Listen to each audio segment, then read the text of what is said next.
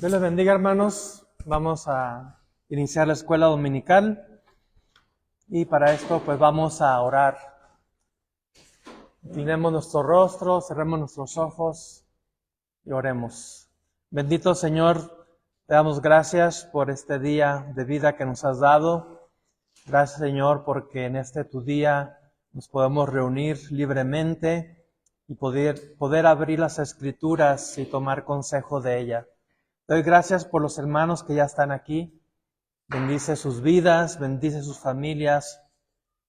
Te doy gracias por la puntualidad y bendícele, Señor, el esfuerzo que han hecho de poder estar aquí. Rogamos por los hermanos que tal vez vengan en camino ahorita. Cuida sus pasos, ayúdales a llegar con bien y protégeles. Comenzamos, Señor, esta lección de escuela dominical. En el nombre de nuestro Señor Jesucristo. Amén.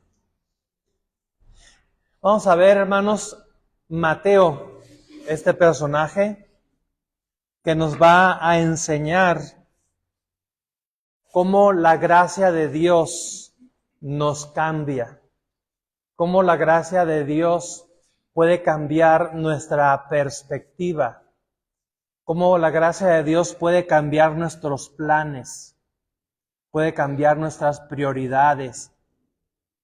Y eso es realmente, cuando la gracia de Dios realmente nos ha alcanzado, la vida de una persona no puede seguir igual. Por eso el Señor Jesucristo se lo ilustró a Nicodemo de la siguiente manera: tienes que nacer de nuevo. Sí, la salvación verdadera, real, es un nuevo nacimiento, porque la persona es otra persona, ya no es la misma. Y vamos a ver un ejemplo de esto en Mateo.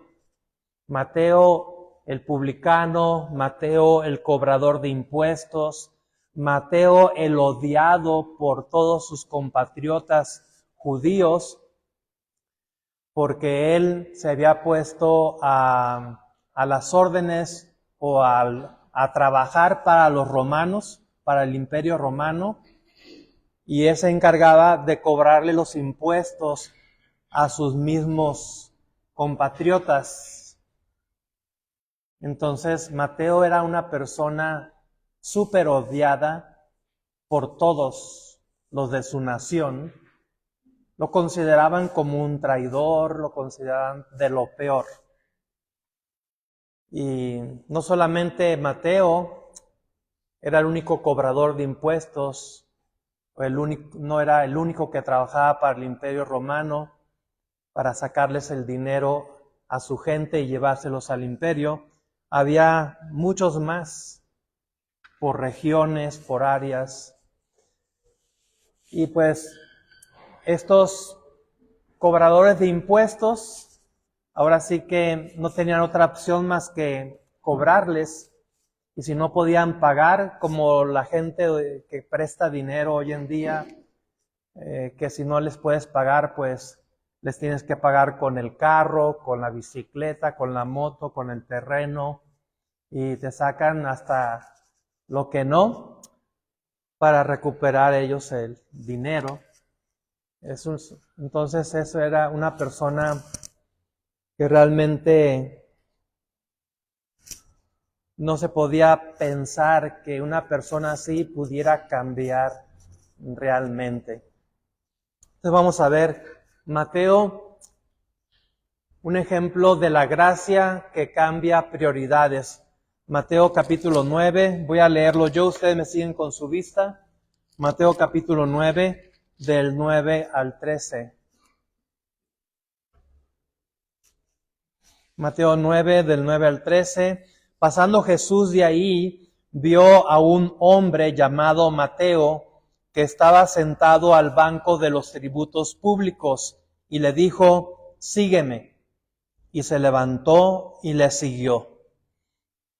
Y aconteció que estando él sentado a la mesa en la casa, he aquí que muchos publicanos y pecadores que habían venido se sentaron juntamente a la mesa con Jesús y sus discípulos.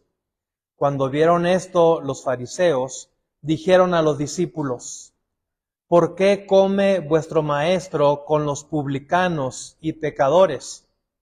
Al oír esto, Jesús les dijo: los sanos no tienen necesidad de médico, sino los enfermos. Id pues y aprended lo que significa: misericordia quiero y no sacrificio, porque no he venido a llamar a justos, sino a pecadores al arrepentimiento. Verdad central de lo que vamos a ver en esta lección: cuando la gracia de Cristo nos alcanza, nuestras prioridades cambian radicalmente. ¿Sí? Cambian radicalmente. Objetivo de la lección: comprender que seguir a Cristo implica un cambio real en valores, decisiones y dirección de vida. En la introducción, hay momentos que marcan un antes y un después. Una llamada, una noticia, una decisión. En Mateo 9 encontramos uno de esos momentos. Jesús pasa frente a un hombre llamado Mateo. No era religioso, no era admirado, era un recaudador de impuestos. Un hombre despreciado por su propio pueblo. Y en ese momento ocurre algo extraordinario. Punto número 1, una mirada de gracia. Una mirada de gracia. Mateo 9:9 dice: pasando Jesús de allí, vio a un hombre llamado Mateo, que estaba sentado al banco de los tributos públicos, y le dijo: sígueme. Y se levantó y le siguió.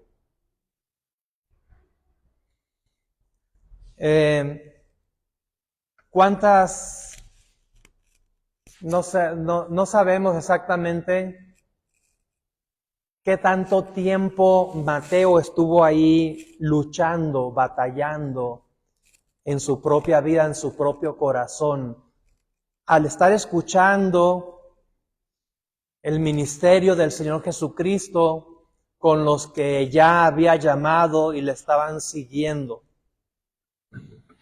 Seguramente él estuvo pensándolo, meditándolo mucho tiempo,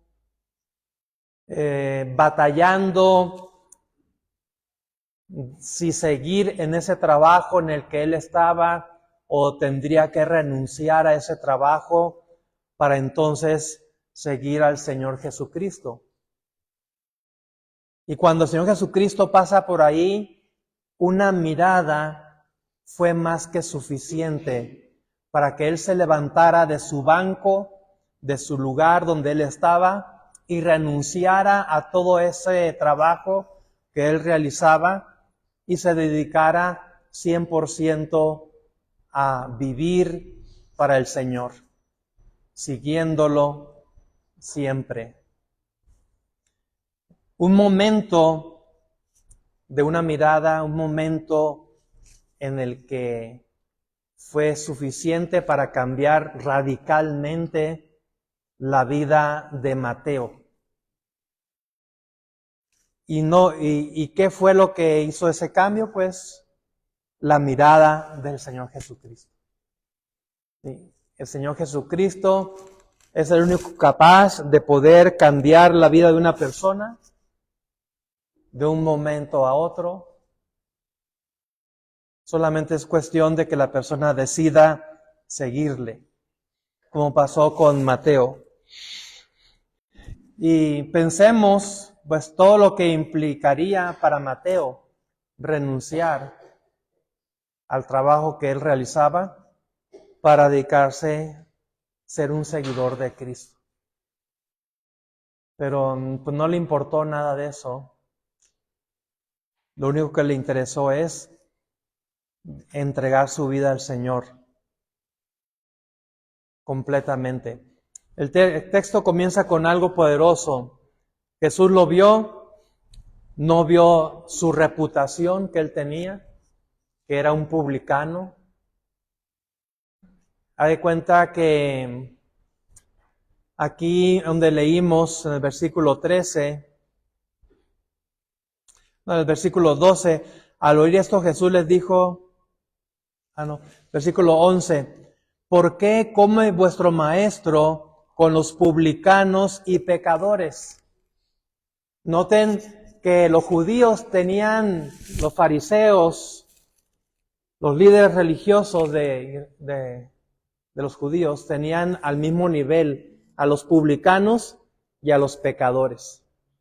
Los publicanos, los cobradores de impuestos, como Mateo y otros más, los tenían considerados al mismo nivel.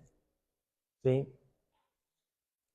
¿Por qué come con los publicanos y los pecadores?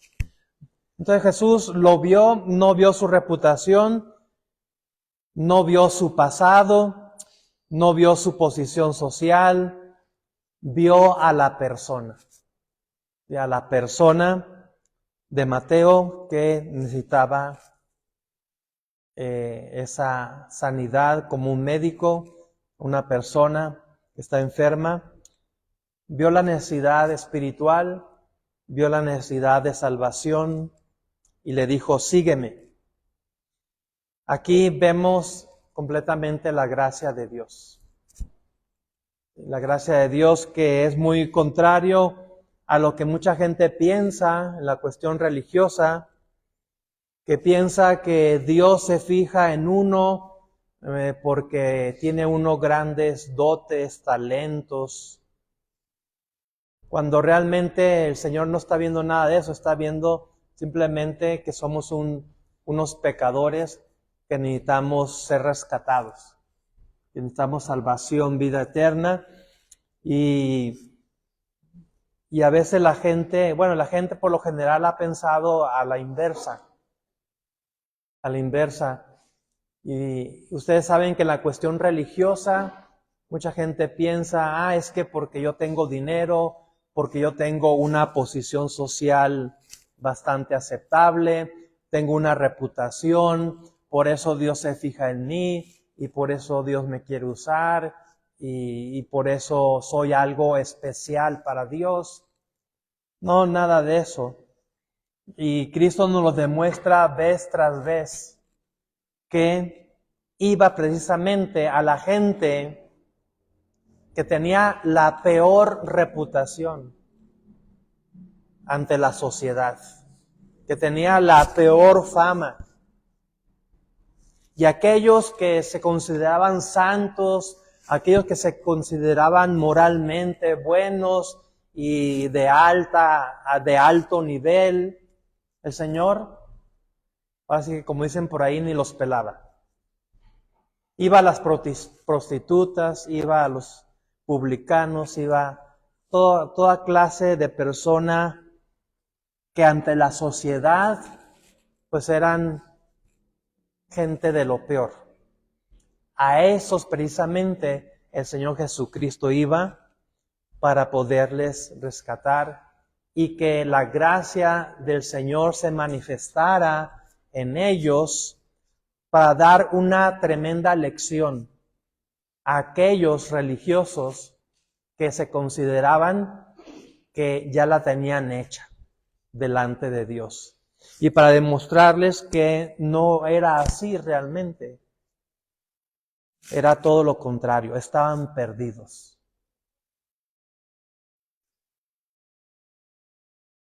Mateo no estaba buscando a Jesús.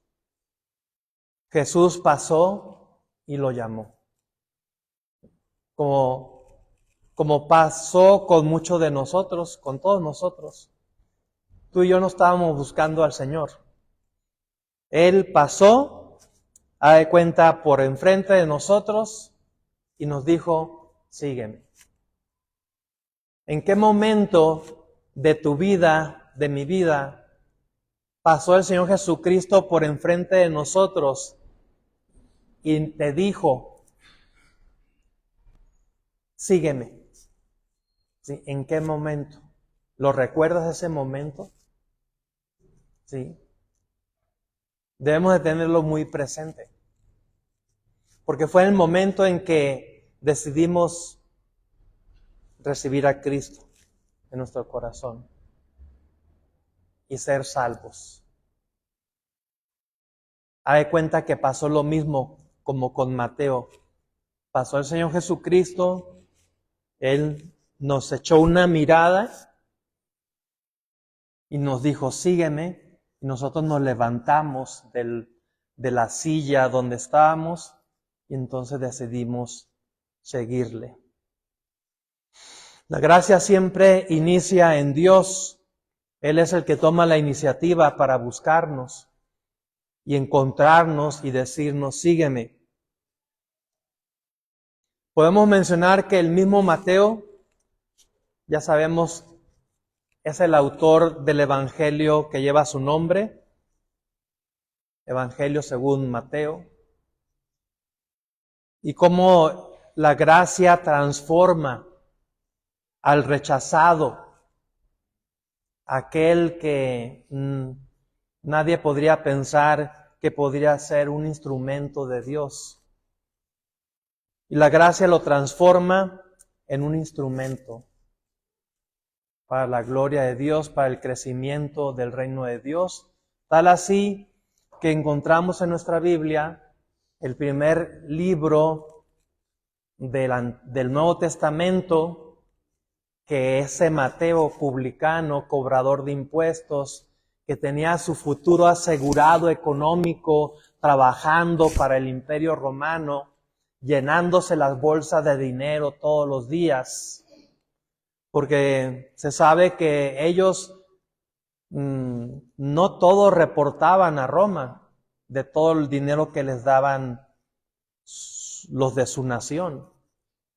Parte de ese dinero ellos se lo quedaban y parte lo reportaban. Entonces eran considerados como ladrones, no solamente exigiéndole los impuestos, sino que sabían que ellos mismos se quedaban con alguna parte y lo consideraban pues como un robo. Pues esa persona que tenía su futuro asegurado y que no le preocuparía en lo económico absolutamente nada, pues dejó todo ese futuro, ese trabajo que le daba ese futuro económico para seguir al Señor. Y Dios lo usó tremendamente. Tanto así que hasta la fecha, hoy en día, tenemos ese beneficio de cómo Dios usó a Mateo cuando leemos el Evangelio que él escribió, el Evangelio de Mateo. Alguien que me ayude con Romanos 5:8 y alguien con Juan 15:16.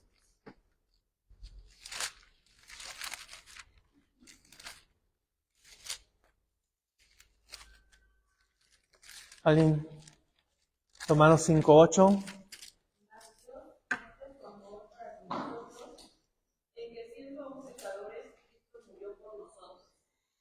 En que siendo aún pecadores, Cristo murió por nosotros. Juan 15:16, ¿qué dice? No me elegisteis vosotros a mí, sino que yo os elegí a vosotros. Gracias. Y os he puesto para que vayáis y servéis fruto, y vuestro fruto permanezca, para que todo lo que pidiereis al Padre en mi nombre, Él os lo dé. Cristo es muy claro. No me elegisteis vosotros a mí, sino que yo os elegí a vosotros. ¿Sí? Y eso debe provocar en nosotros humildad siempre. Porque cuando Dios te usa en el ministerio, de alguna manera u otra, la tendencia es pensar, es que Dios ve en mí, es que soy muy inteligente, es que soy muy esto, soy muy lo otro. Por eso Dios me usa. Y el pensar que el Señor Jesucristo nos haya elegido a nosotros, no nos eligió porque éramos unas blancas palomitas, así usando términos para entenderlo mejor coloquialmente. Precisamente nos eligió porque éramos de lo peor en este mundo. Porque nadie daba un centavo por tu vida ni por mi vida.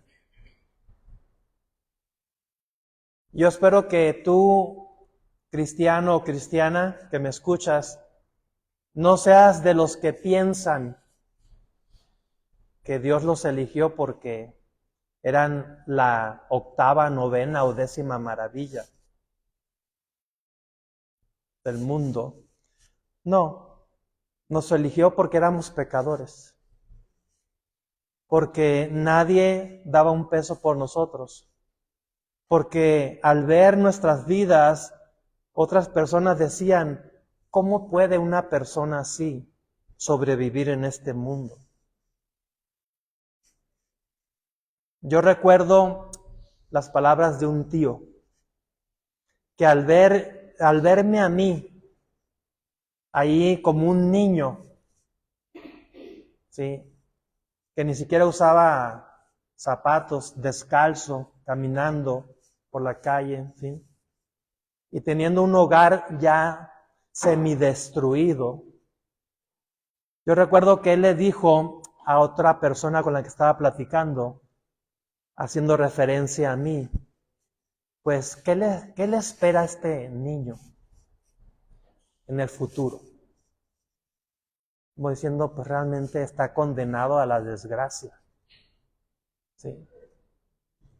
Y si era cierto, tenía toda la razón. Así iba mi vida en este mundo, a la desgracia, a la ruina. En un hogar de inmoralidad, en un hogar de vicios, en un hogar de tantas cosas que realmente gente podría decir, ¿qué futuro les espera a estos niños de este hogar, de esta familia? ¿No? Y sí tienen toda la razón. Estábamos condenados a la desgracia. Pero si no hubiera sido porque el Señor Jesucristo pasó por enfrente de mí un día y me miró y me dijo, sígueme, pues sí, mi vida estaría en la ruina, en la desgracia, completa en este mundo, perdida, ¿no?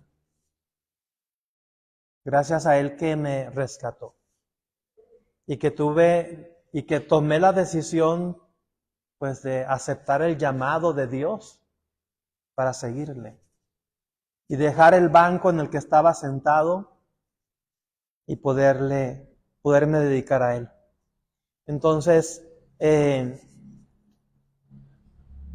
somos lo que somos ahora, pues por la gracia de Dios. Nada más. Sin la gracia de Dios, tú y yo no estaríamos aquí sentados ahorita. Yo no estaría aquí parado frente a ustedes. ¿Quién sabe qué estaría haciendo de nuestra vida en estos momentos? Ese es el ejemplo que nos da Mateo. Número 2, una palabra que cambia dirección. Le dijo esta palabra, sígueme. Sígueme. Una sola palabra, una invitación sencilla, pero radical. Nada más imagínate todo lo que implica esa palabra, sígueme. Sígueme. Mateo lo entendió y su vida cambió radicalmente. Seguir a Cristo no es añadirlo a nuestra vida, es cambiar de dirección de nuestra vida. Como la dirección que cambió totalmente Mateo. De ser un cobrador de impuestos, de robar dinero, de estar pues casi podemos imaginarnos amenazando a los de su nación para que cumplieran con el pago de impuestos.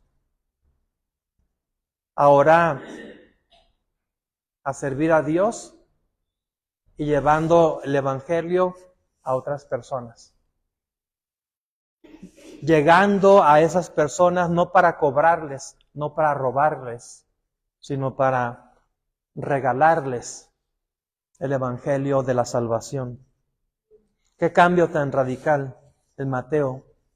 Como ya dijimos ahorita, Mateo tenía estabilidad económica, tenía ingresos seguros, tenía una estructura establecida con el Imperio Romano, un trabajo seguro, una fuente de ingresos seguro. Pero cuando Jesús dijo, sígueme, sus prioridades fueron confrontadas. ¿Sí? Sus prioridades fueron confrontadas. A ver, vamos a poner una balanza. Yo tengo este trabajo, tengo este jefe, trabajo para esta empresa, tengo este sueldo, tengo estos ingresos extras, me permite vivir bien, en una buena casa, con comodidades. Y en la otra parte de la balanza, el seguir a Cristo. ¿Qué tengo seguro con Él? Cristo le dijo, pues mira, el Hijo del Hombre no tiene ni siquiera dónde recostar su cabeza. ¿Qué implicaba seguirle?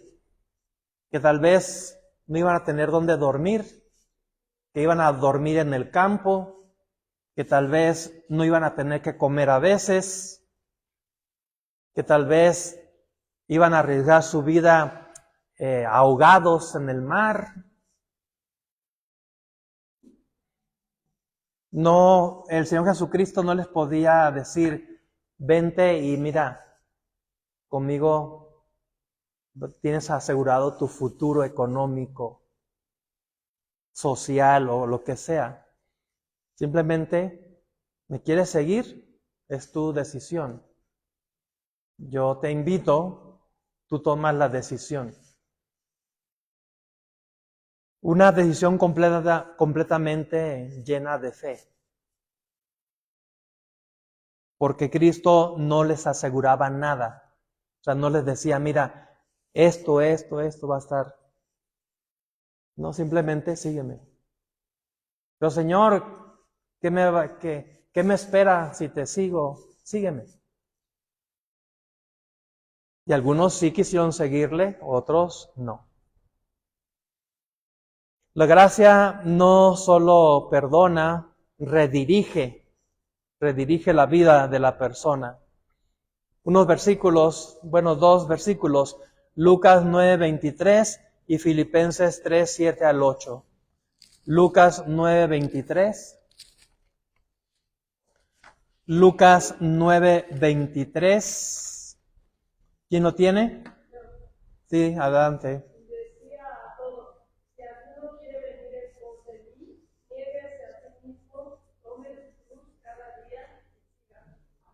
¿Sí? Si alguno quiere, dice Cristo, si alguno quiere, yo les hago la invitación. Y si alguno quiere venir en pos de mí, niéguese a sí mismo, tome su cruz y síganme. Filipenses 3:7 al 8 nos dice qué significa esto que está diciendo el Señor Jesucristo. Filipenses 3:7 al 8, ¿quién lo lee?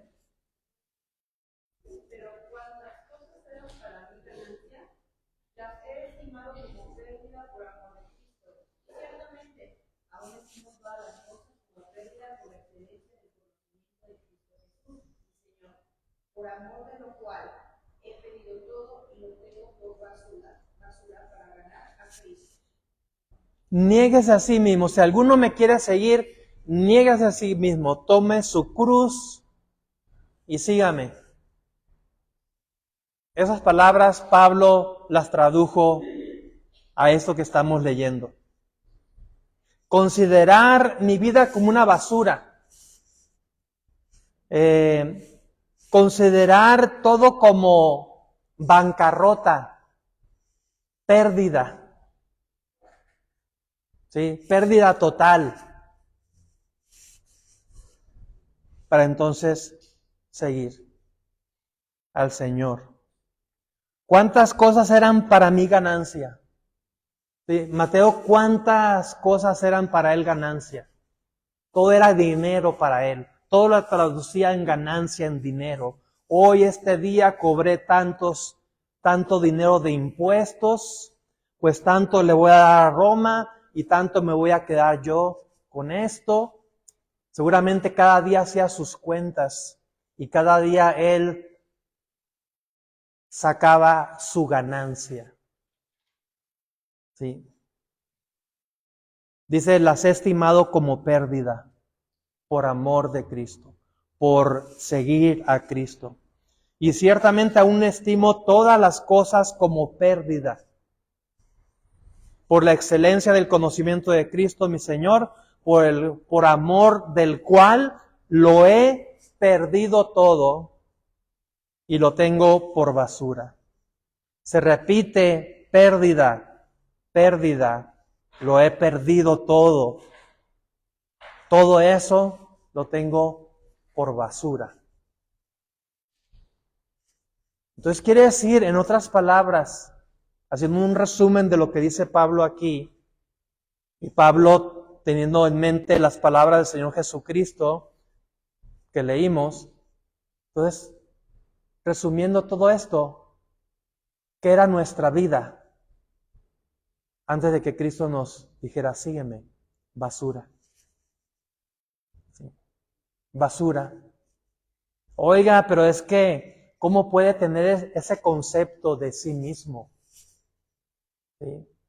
Usted debe de pensar que usted es grande, que usted es maravilloso, y debe darse ánimos y echarse porra a sí mismo, de que usted es una maravilla. La gente hoy en día quiere pensar de esa manera de sí mismo, porque piensan que eso les va a ayudar a salir adelante en la vida, cuando realmente es todo lo contrario. ¿Sí? Y cada vez la gente cae en la conclusión de que ese tipo de pensamiento de superación personal y todas esas cosas, lo único que hacen de las personas es hundirlas. Porque el éxito no se mide en base a cuántos millones tienes y qué tantas propiedades tienes. Porque cuando la gente, según alcanza el éxito, realmente alcanza la ruina. Porque es cuando se meten en las drogas, en el vicio, en el alcoholismo, echan a perder sus vidas. ¿Cómo se puede pensar que una vida así es exitosa? Cuando la persona cae en la conclusión de que su vida es una basura, entonces cuando tiene el interés de seguir a Cristo. ¿Sí? Tiene el interés de querer escuchar de las cosas de Dios, porque Cristo es el que realmente dignifica la vida de la persona. El ser humano no se puede dignificar a sí mismo. Un ser humano no puede dignificar a otro ser humano. Lo único que hacemos nosotros como seres humanos es arruinar nuestra vida. Y lo que puede hacer una persona con otra es arruinarla, a menos que Cristo esté en su corazón. Y que tomemos el consejo de la Biblia, la palabra de Dios, para aconsejar a otra persona, entonces sí la podemos ayudar con el consejo de Dios, no con nuestros consejos humanos, que no nos llevan a nada bueno.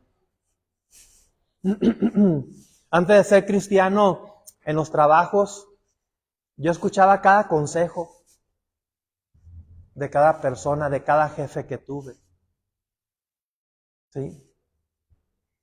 Y todavía recuerdo a uno de mis jefes con el que más trabajé y me enseñó muchas cosas. del trabajo. Cuando le dije que iba a renunciar para irme al seminario bíblico a estudiar, pues se enojó mucho, porque ya casi me consideraba como su hijo adoptivo, como el que me enseñaba y me dirigía y todo.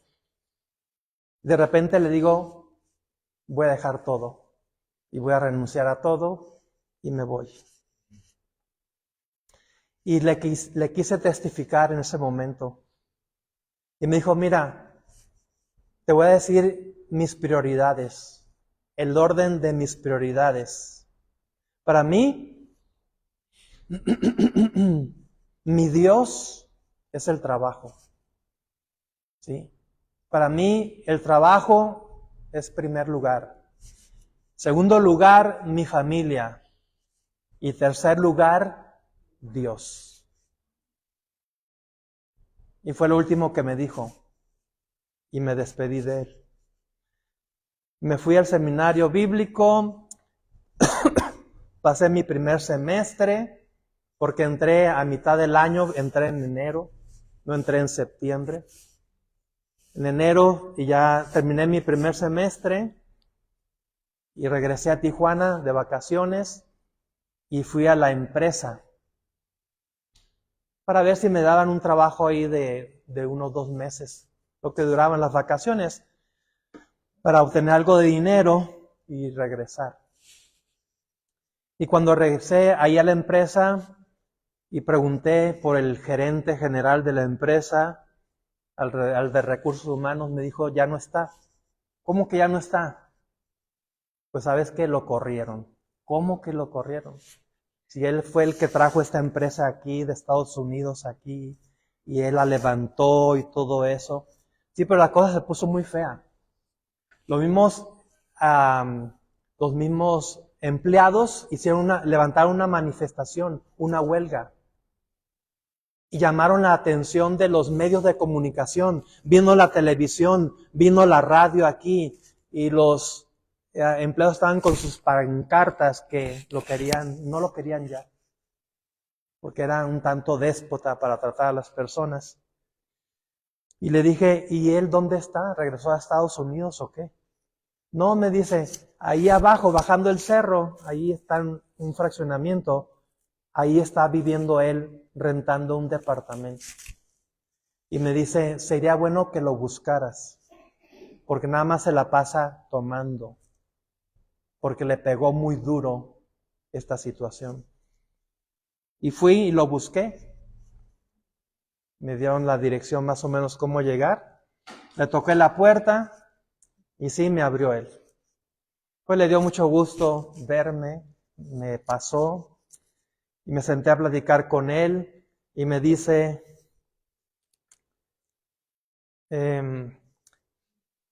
perdí mi trabajo, perdí mi familia, porque mi esposa me dejó, se fue, que yo me la llevaba en el trabajo y ni siquiera iba a verlos. Y me dice, ahora sí háblame de Dios. ¿Se dan cuenta? Dios siempre va a querer el primer lugar en nuestras vidas, no el segundo ni el tercer lugar. Y Dios quitó todo lo que había encima para que Dios quedara en primer lugar en la vida de esta persona. Dios le quitó el trabajo, Dios permitió que perdiera su familia, y ahora sí no le quedaba otra más que Dios. Y ahora sí él estaba abierto para que yo le hablara de Dios. Entonces es algo que Dios hace, y Dios siempre va a querer su lugar. Y si nosotros no voluntariamente no le damos el lugar que le pertenece a Dios, Dios va a quitar todo lo que esté arriba de él. Y nos va a quedar solamente, en primer lugar, Dios. Mateo voluntariamente quitó todo y puso en primer lugar a Dios. Cuando él escuchó que le dijo, sígueme. Señor, es que primero está mi trabajo, el imperio romano. Señor, primero está mi futuro económico. Sabía varias cosas en sus prioridades de Mateo.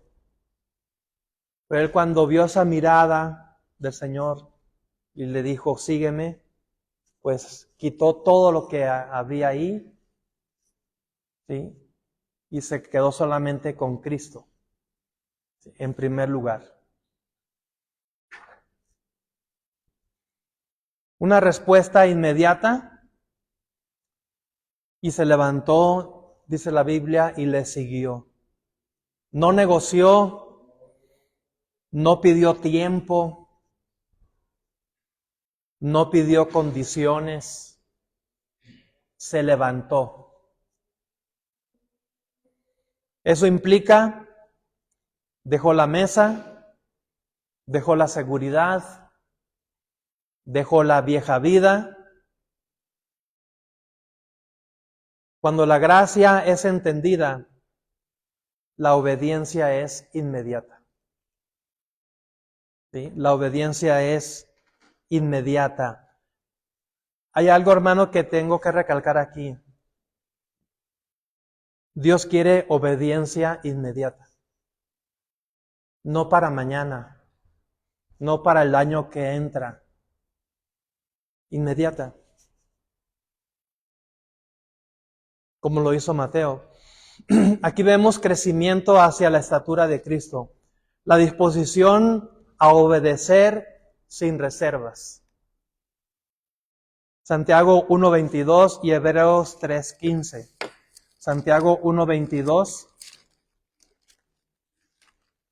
y Hebreos 3:15, ¿qué dice? Santiago 1:22.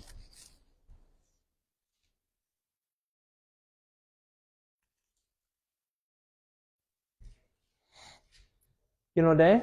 Pero sed hacedores de la palabra y no solamente oidores, enseñándolo a vosotros mismos. Muy bien. ¿Y Hebreos 3:15?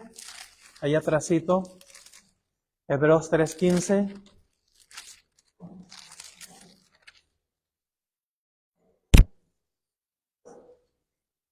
¿Quién lo lee? Sí, hermana. Entre tanto que se dice, si oyereis hoy vos, no endurezcáis vuestros corazones. Como en la provocación. Sí, está bien. Sí. Entre tanto que se dice, si oyereis hoy su voz, no endurezcáis vuestros corazones como en la provocación. El momento en que oyes su voz, en el momento en que sientes esa mirada del Señor Jesucristo, en ese momento obedeces. Porque si no obedeces inmediatamente, ¿qué va a pasar con tu corazón? ¿Se va a qué? Se va a ir endureciendo. Como le pasó a Faraón. Que entre más se negaba a la voluntad de Dios, su corazón más se endurecía. Dejar las cosas para mañana, dejar la obediencia para mañana, para después, es dar oportunidad a que nuestro corazón se vaya endureciendo. Se vaya endureciendo. Y entre más aplazamos esa obediencia, nuestro corazón más se endurece. De tal manera que después se hace mucho más difícil poder obedecer al Señor. Y como hace mucho más difícil obedecer al Señor, porque el corazón se va endureciendo más, pues Dios después ya no utiliza una mirada. ¿Sí? Ya tiene que utilizar un marro, un martillo o algo para romper ese corazón endurecido. ¿Para qué? Para que al final de cuentas lo sigamos, le obedezcamos, pero como el pastor de ovejas ¿Qué hace con la oveja rebelde? Para que ya no se le descarríe. Le rompe una pata. ¿Sí? Y se la echa al hombro. Y ahí va cargándola. Y junto con las demás. Algo doloroso. Para que la oveja pueda entender. Y obedecer. Y seguir al pastor. Y llega el pastor y le sana esa pata. Se la entablilla. Y pasan días, semanas, para que ese hueso suelde y ya quede bien. Y ahora sí, la oveja empieza a caminar otra vez. Ahora sí, siguiendo al pastor. Para unos, con una mirada es suficiente del Señor, para que la persona deje su asiento y siga al Señor.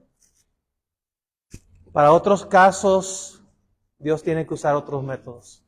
Ya no una mirada, ya no un sígueme con palabras, sino con una fractura tal vez, como lo hace el pastor con aquella oveja. Ya sería una cuestión más dolorosa, ¿sí? Que utilizaría el Señor para que nosotros terminemos haciendo lo que debimos hacer desde el principio, cuando Él con esa mirada nos decía, sígueme. Ahora tendremos que seguir al Señor, pero con algo roto en nosotros. Alguna situación que el Señor tiene que utilizar para que terminemos siguiéndole.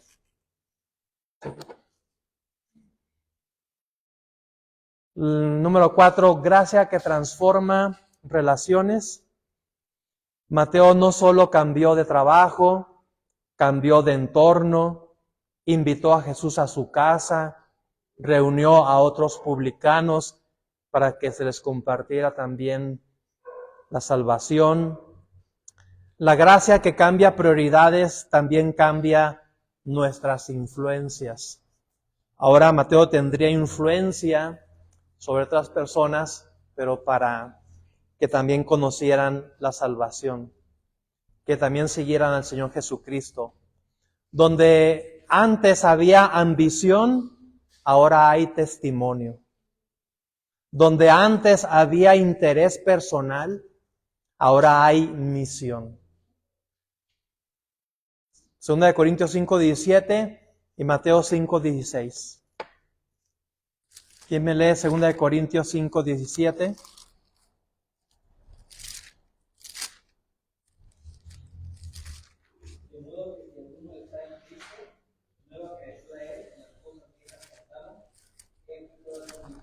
Mateo 5:16.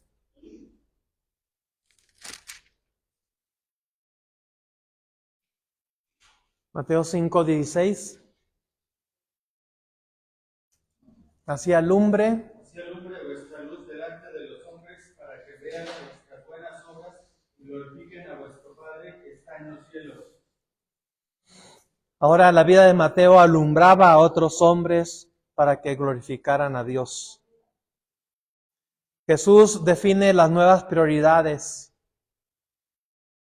Mateo 9:12 al 13. Se lo leo otra vez rápidamente. Al oír esto, Jesús le dijo, los sanos no tienen necesidad de médicos, sino los enfermos, y pues, y aprended lo que significa misericordia quiero y no sacrificio, porque no he venido a llamar a justos, sino a pecadores al arrepentimiento. No he venido a llamar a justos, sino a pecadores. Dice ahí, Jesús establece la verdadera prioridad. Misericordia sobre religiosidad. Transformación sobre apariencia. Gracia sobre mérito. Y religiosidad, apariencia, méritos propios, todo eso es cambiado por misericordia, transformación, gracia en la vida de la persona cuando decide seguir al Señor Jesucristo. Aquí podemos conectar con la identidad de Jesús como el Mesías prometido. Jesucristo, quien vino a restaurar lo perdido.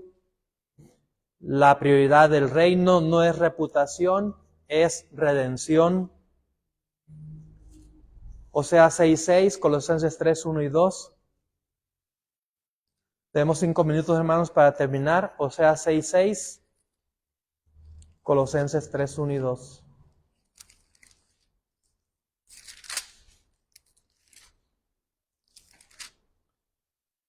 Oseas 6:6. Porque misericordia quiero, a ver si, hermano. Porque misericordia quiero, no sacrificio, conocimiento de Dios, más que holocausto. Colosenses 3:1 y 2.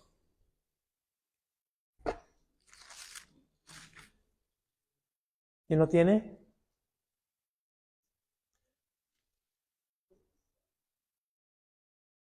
Si pues habéis resucitado con Cristo. Las cosas de arriba, donde está Cristo sentado a la diestra de Dios. Poner la mira en las cosas de arriba, No en las de la tierra. Muy bien, gracias. Preguntas para reflexionar. ¿Qué cosas compiten con mi prioridad de seguir a Cristo? Como esta persona que les decía, el trabajo, la familia competía de seguir a Cristo. ¿Estoy siguiendo a Jesús parcialmente o totalmente? ¿Qué necesito dejar en la mesa para obedecer plenamente?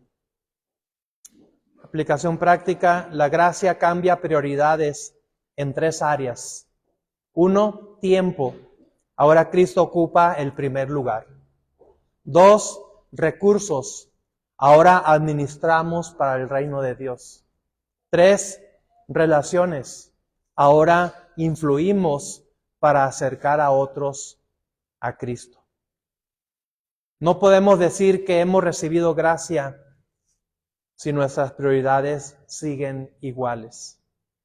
2 Corintios 5:15 dice: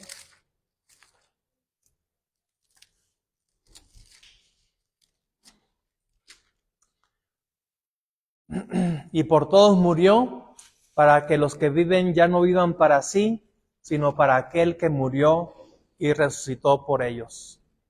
Frase para recordar de esta lección. La gracia no solo perdona pecados, reordena la vida. ¿Sí? Reordena la vida. Y yo espero que tu vida y mi vida esté reordenada. Que el orden de las prioridades sean las correctas. No sea que andemos ahí un tanto confundidos con las prioridades. Conclusión. Mateo pasó de recaudador despreciado a evangelista inspirado. De mesa de impuestos a mesa con Jesús. De prioridad financiera a prioridad espiritual. Cuando la gracia nos alcanza, lo que antes era importante pierde valor. Y Cristo se convierte en el centro. ¿Está Cristo en el centro de tu vida? Si es así, todo lo demás va a estar ordenadito. Pero si no tenemos a Cristo en el centro de nuestra vida, nuestras prioridades van a andar un tanto desordenadas, si podríamos decirlo así de esa manera. Vamos a orar, hermanos, para terminar y que el Señor haya usado esta lección para nuestra vida. Bendice, Señor, el tiempo a continuación del servicio y ayúdanos a seguir meditando en tu palabra y seguir aprendiendo del ejemplo que nos da Mateo. Te lo rogamos en el nombre del Señor Jesucristo. Amén. Dios les bendiga, hermanos. Gracias.